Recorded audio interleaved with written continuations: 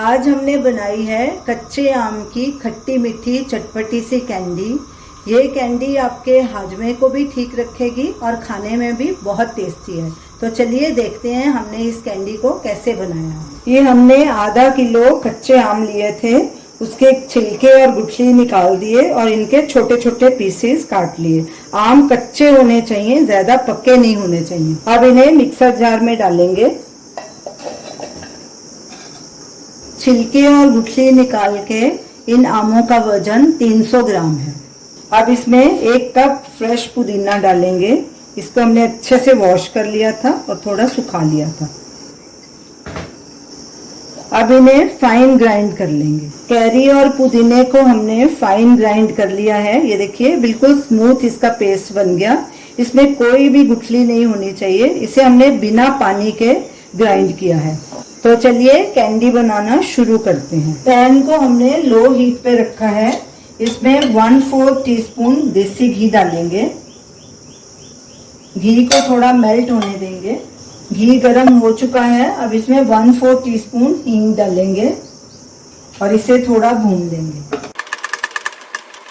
अब इसमें ये पिसी हुई कैरी और पुदीना डाल देंगे। मिक्स करेंगे अच्छे से। गैस को हमने लो पे ही अभी रखा है। कड़छी लगातार चलाएंगे।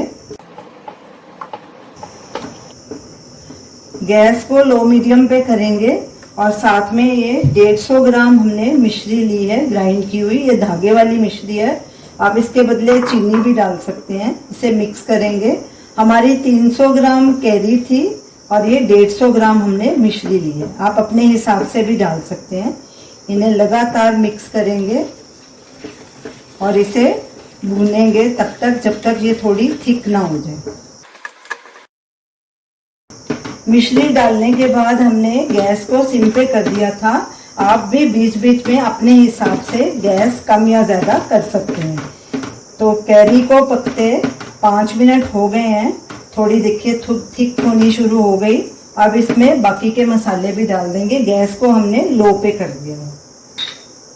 ये 1 टीस्पून सेंधा नमक, 1 टीस्पून काला नमक, 1 टीस्पून चाट मसाला, 1 टीस्पून भुना हुआ जीरा, 1/4 टीस्पून काली मिर्च, 1/2 टीस्पून लाल मिर्च पाउडर। ये सब चीजें आप अपने हिसाब से भी डाल सकते हैं, कम या ज्यादा। अब इन सबको अच्छे से मिक्स करेंगे और इसे लगातार पकाएंगे। इसे तब तक पकाना है जब तक आम का और चीनी का पानी पूरी तरह से सूख नहीं जाता। साथ में ये मिक्सचर किनारे छोड़ना शुरू कर देगा। लगातार कड़छी चलाएंगे। सब मसाले अच्छे से मिक्स हो गए हैं। इस स्टेज में इसे टेस्ट करके आप चेक कर सकते हैं नमक, मिर्च या मीठा। तो अगर कम लगे तो और ऐड कर सकते हैं। हमारे सब चीजें परफेक्ट हैं। अगर आपको और डालनी हो तो आप डाल सकते हैं। इसमें पुदीने और जीरे का बहुत अच्छा फ्लेवर आ रहा है और टेस्ट भी बहुत अच्छा है। मैं आपको रेकमेंड करूंगी कि आप पुदीना और जीरा इसमें जरूर ऐड कीजिए। मिक्सचर ने किनारे छोड़ने शुरू कर दिए हैं।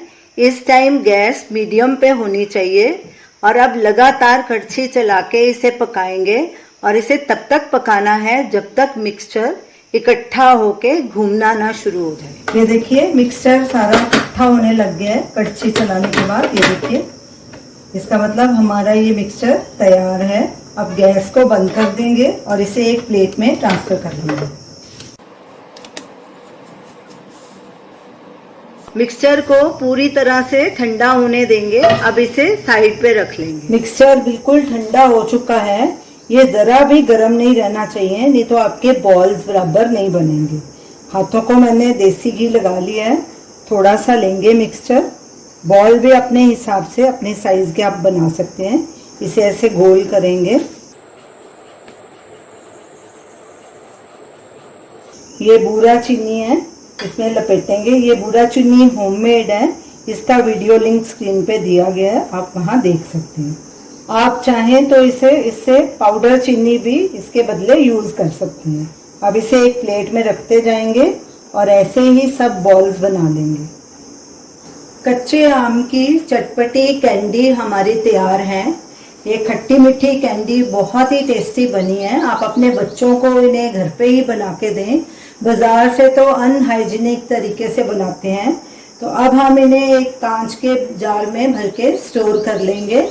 एयर टाइट जार लेंगे और फ्रिज में इसे स्टोर करेंगे। इन्हें बाहर नहीं रखना क्योंकि मॉइस्चर के कारण ये आपस में चिपक जाएंगी और नरम पड़ जाएंगी, खाने में अच्छी नहीं लगेंगी।